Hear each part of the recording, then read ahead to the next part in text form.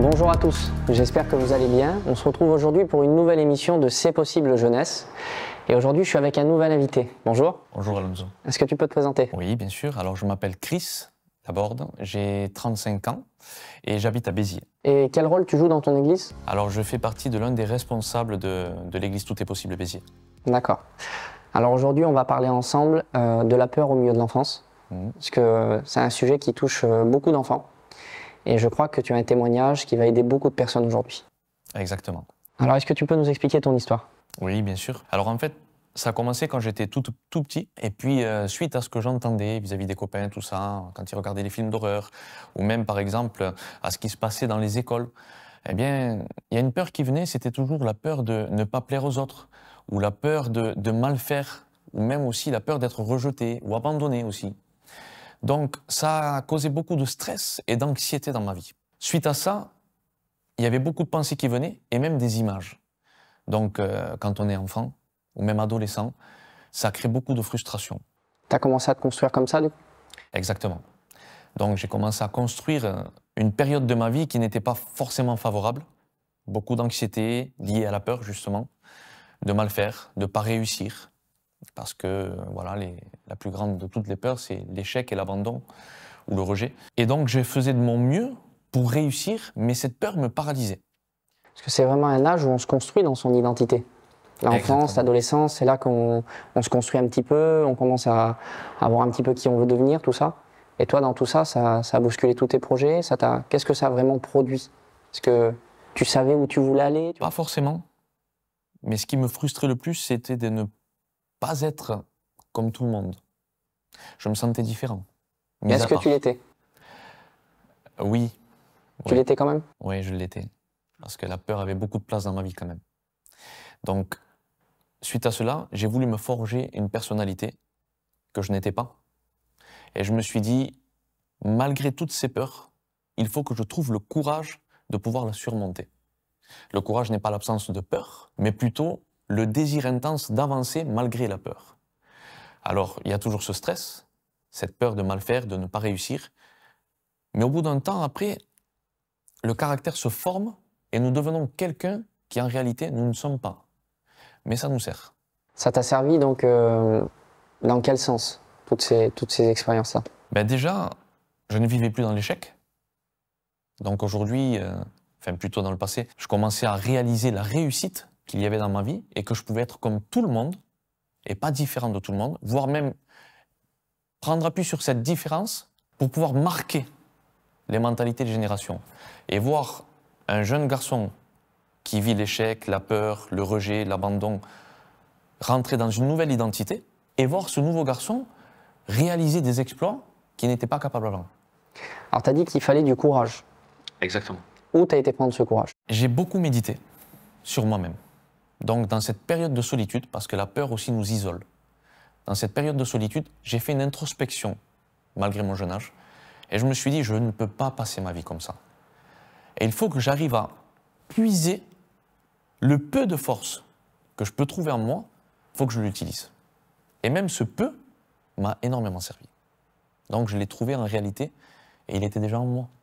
Mais je ne le savais pas. Et donc du coup, tu as commencé à réaliser que c'était peut-être une fausse image de toi aussi, tout ça? C'est ça.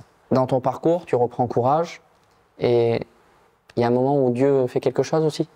Oui, bien sûr. Lorsque le Seigneur est rentré dans ma vie, en fait, je ne l'ai pas cherché. C'est lui qui est venu me chercher. Et lorsqu'il est rentré dans ma vie, je lui ai tout donné sans aucun compromis. Et j'ai compris avec le temps que lorsque nous avons affaire au Seigneur, son amour qui est venu sur nous et en nous, cet amour qui est parfait bannit toute forme de crainte. Aujourd'hui, j'ai l'assurance, depuis plusieurs années maintenant, que peu importe les événements, les circonstances ou les tensions qu'il pourrait y avoir dans ma vie, j'ai une paix et une assurance totale parce que Dieu est avec moi. Je n'ai plus besoin de vivre dans la peur. Alors il y a un moment, tu disais que tu as trouvé un peu de courage. Oui. Aujourd'hui, tu en trouves plus? Bien sûr. Et comment tu fais pour trouver plus de courage? Qu'est-ce qui te donne encore plus de force? C'est parce que tu vas chercher en toi et t'en vois un petit peu? Dieu t'en donne? Qu'est-ce qui se passe aujourd'hui? Je pense que ce peu que j'ai trouvé en moi, Dieu l'a exponentiellement augmenté par rapport à la confiance que j'ai mis en lui. Cette peur aujourd'hui, avant, cette peur qui me traumatisait par rapport à certaines images, à certaines pensées. Aujourd'hui, je ne la subis plus, puisque même quotidiennement, on pratique de la délivrance. Donc, il n'y a plus cette peur. Parce que la peur, je crois qu'il vient d'un sentiment de l'inconnu, de l'ignorance. Et ça tue notre personnalité. Et le Seigneur est venu, par les actes de confiance que j'ai fait envers lui, venir augmenter ce taux de dopamine et d'assurance qui ont fait qu'aujourd'hui, je ne marche plus dans la peur, mais au contraire, je marche dans l'assurance. Et à un moment, tu nous as dit aussi qu'à cause de ces peurs, que tu étais paralysé, il a fallu que tu ailles chercher en toi. Et tu y as vu des choses. Et aujourd'hui, quand tu vas chercher en toi, qu'est-ce que tu vois? Alors, lorsque je fais cette introspection, je peux y retrouver encore quelques résidus de ces peurs. Et c'est ce qui fait appel à ce qu'on appelle la mémoire traumatique. La peur a infligé des souffrances, des lésions à mon âme et des traumas. Mais aujourd'hui, je ne suis plus obligé de subir ces mensonges liés au passé, parce que le passé, je l'ai laissé derrière moi, et aujourd'hui, je marche en nouveauté de vie. Donc aujourd'hui, ces traumas viennent sous forme de je pourrais dire comme des angoisses, des visions, des pensées, parfois même des odeurs peuvent nous ramener à une certaine peur, un son, une image. Mais tout cela, aujourd'hui, on apprend à vivre avec et on le zappe. Parce que moins on donne d'importance à quelque chose, et plus ça perd de la force. Là, tu as parlé des peurs que tu avais dans le passé, comment tu as trouvé le courage et comment Dieu t'a aidé à résoudre ce problème. Mais la vie aussi, des fois, elle est faite de nouvelles peurs. Oui. Et quand il y a des nouvelles peurs qui viennent, comment tu les affrontes? C'est une très bonne question. Comment est-ce que j'affronte les peurs qui viennent aujourd'hui? Je suis obligé de me référer à ce qui est écrit. Et on voit un homme dans la parole qui était très anxieux à cause de certains péchés que pouvaient peut-être pratiquer ses enfants. Et Job avait un droit légal qui était donné à Satan parce qu'il faisait des sacrifices pour couvrir le péché de ses enfants. Mais cette peur a attiré justement ce qu'il ne voulait pas. Donc, il est écrit que Job dit que ce qu'il craint, c'est ce qui lui arrive, ce qu'il redoute, c'est ce qui l'atteint. Je m'arme de cette pensée et je me dis, aujourd'hui, je ne suis plus obligé de vivre comme ça et je n'attirerai pas cela.